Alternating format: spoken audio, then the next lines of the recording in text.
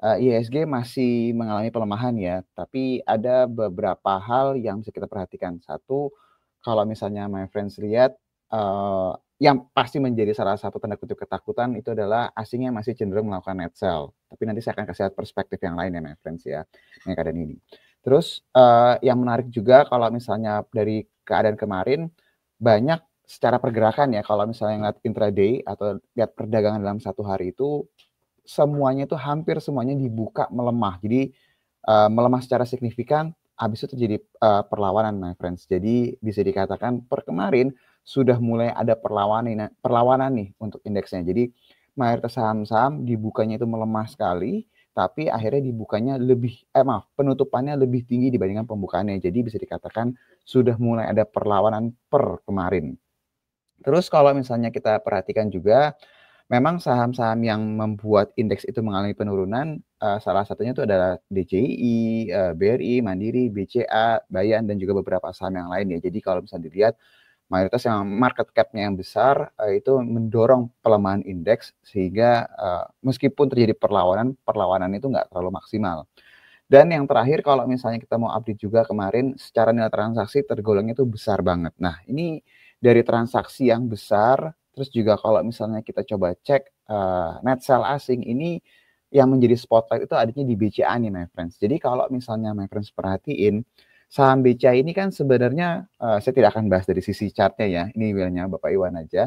Sebenarnya saham BCA itu sudah mulai terus mengalami pelemahan dari, sekitar tanggal 13 Agustus ya my friends ya.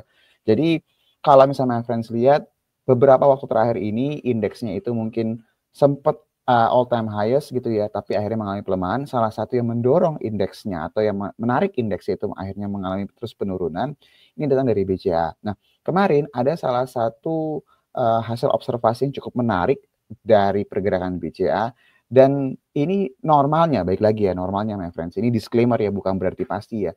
Biasanya kalau pola transaksi ini yang terjadi, biasanya normalnya akan diikuti rebound yang akan sangat kuat sekali.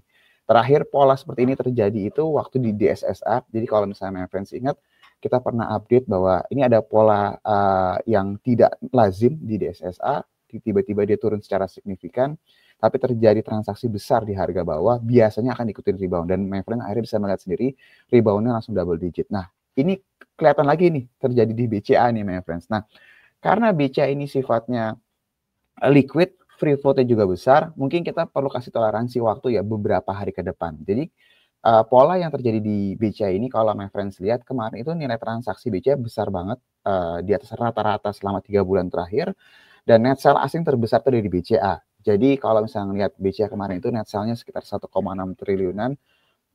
Tapi kalau my friends perhatiin, saham BCA ini nggak turun secara signifikan.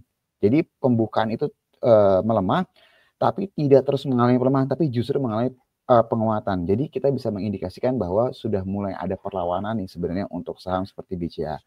Pola yang terjadi terakhir seperti ini itu kejadiannya ada di bulan April. Jadi kalau misalnya my friends lihat BCA sempat turun di bulan April, itu puncak waktu itu habis kita libur lebaran ya my friends ya.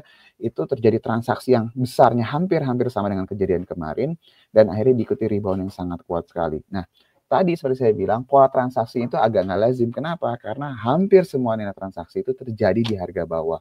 Nah, biasanya kalau dilihat dari keadaan seperti ini, normalnya itu akan diikuti rebound yang sangat kuat. Jadi kalau tadi saya ambil pembahasan dari Bapak Iwan yang sebelumnya menjelaskan bahwa kita sekarang harusnya sudah mulai ada punya potensi rebound. Kalau toh pun mengalami pelemahan, harusnya tidak akan terlalu lama lagi, dan bisa jadi salah satu motor penggeraknya ISG akan datang dari BCA nih my friends. Jadi buat my friends yang pegang BCA atau mungkin dari kemarin-kemarin agak ragu, kalau dilihat dari pola transaksi yang tidak lazim ini, harusnya BCA akan menjadi salah satu motor penggeraknya indeks untuk bisa mengalami rebound lagi dan balik di atas 8.000 lagi my friends. Jadi nggak usah khawatir kalau yang kemarin agak takut pergerakan indeks beberapa hari terakhir ini sudah mengindikasikan harusnya dalam beberapa waktu dekat kita akan melihat rebound yang sangat kuat datangnya dari BCA.